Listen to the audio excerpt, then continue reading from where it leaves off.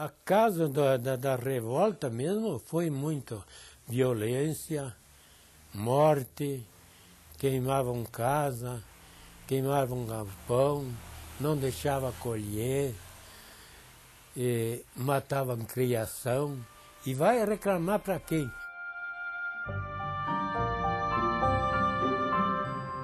O Paraná virou notícia em 10 de outubro de 1957 por causa da luta entre colonos e jagunços. A disputa envolvia 450 mil hectares de terra na região sudoeste. A data passou para a história como o Levante de 57.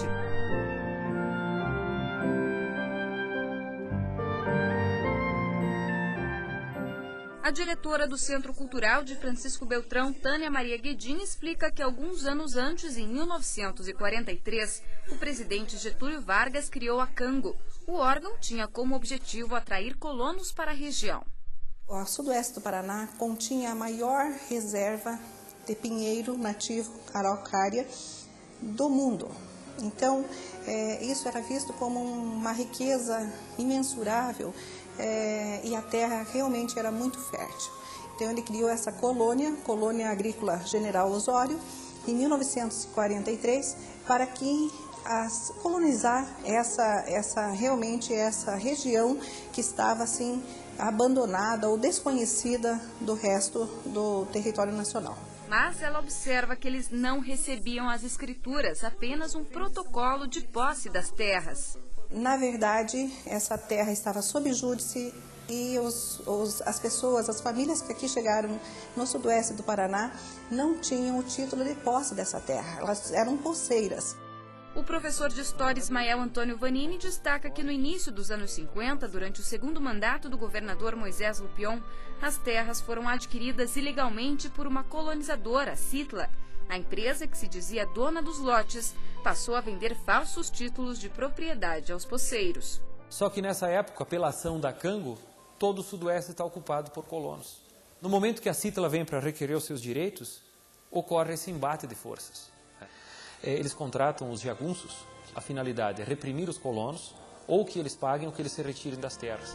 De acordo com o ex-deputado e ex-presidente da Assembleia Legislativa do Paraná, Ivo Tomazoni, que na época trabalhava na Rádio Colmé em Francisco Beltrão, a situação se agravou quando a colonizadora repassou parte das terras para outras companhias. Quem não assinasse estaria, claro, no alvo das companhias. E aí então espalhou o terror junto aos colonos. Tomazoni conta que a revolta dos poceiros foi aumentando à medida que as irregularidades iam sendo descobertas. As denúncias eram feitas nos microfones da rádio. Quando os colonos passaram a contestar a validade, a legalidade da escritura da Citla, eles então passaram também a se achar no direito de recusar a assinatura do contrato. E com a recusa deles, fez com que a companhia, então, acirrasse mais os ânimos contra eles. Ele ainda chamou atenção para a violência contra os colonos. A chacina do quilômetro 17, que hoje passou a ser quilômetro 16, talvez pela correção da estrada que ligava Pranchita à Pérola do Oeste, onde foram mortos 6 colonos lá. A fotografia dos caixões deles alinhados correu o mundo. O jornalista Ivo Pegoraro produziu há alguns anos um documentário com depoimentos de moradores da região. O Arduino Cavalli estava no carro, né, senhor Arduino? Eu estava mesmo. E como é que foi? De repente começou o tiro? A primeira coisa deu um sinal. Deu um tiro de revólver atrás, uns 100 metros, mais ou menos. Aí é onde entramos na rajada. Era tiro de todo tamanho. Pegoraro também ficou impressionado com os relatos das atrocidades cometidas pelos jagunços. Vejam o clima que existia. Todos contam, que participaram naquele tempo, daquela cena que um jagunço jogou uma criança para cima, espetou com a adaga. Na tentativa de acabar com essa situação, os poceiros se organizaram para pressionar as companhias de terra. E o limite máximo vai chegar em outubro de 57, quando os colonos organizados no sudoeste vão sistematizar a resistência. Vai chegar no dia 9 de outubro de 57, quando eles vão ter uma ação na cidade de Pato Branco, onde vai fazer com que os jagunços fujam todos para Francisco Beltrão, onde ficava a sede da Canco e a sede da Citla. Um dia depois, em 10 de outubro de 1957, os colonos tomaram Francisco Beltrão, expulsaram os jagunços, destruíram os escritórios das empresas e toda a documentação que tinham sido obrigados a assinar.